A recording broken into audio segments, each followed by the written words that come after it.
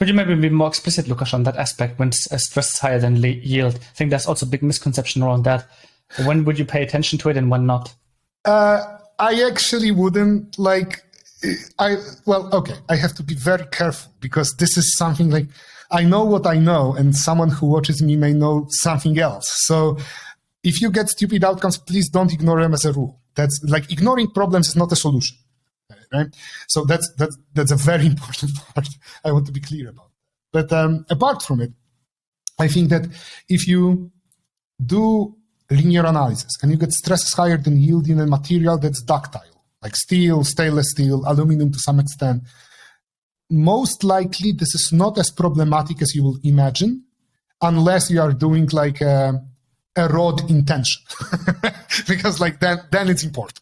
But if you do anything, I would say practical, when you're designing a thing that will be manufactured, whatever that may be, usually the shape is complex enough that somewhere you have like stress peaks, stress concentrations, various modeling problems, and you get stresses higher than yield, there is a relatively high chance that they will just plastically redistribute to other regions, and that's not as serious as you would think. Actually, the highest stresses higher than yield I saw was like 5,500 megapascals for normal 235 steel, and it was okay. It was like easy, like 15 times higher than allowable, but still, like when you do nonlinear analysis, it was fine. Right? So, but please, if you see this outcome, it doesn't mean that it's okay. It just means that it might be okay. And the trick is that you need to do nonlinear analysis to see what the plastic strains are. Because, the stress won't disappear. It will just go to a bigger area. And this, plastic redistribution is awesome.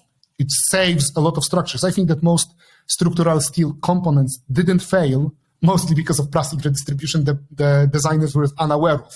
So it's like a saving grace of structural steel design, for sure, right? But the problem is that this area can become so big that it will plastically buckle. It's called plastic collapse. That, when you're yielding, the deformations basically become free. You have a constant amount of stress, but the deformation, the strain, can go easily to a very high value.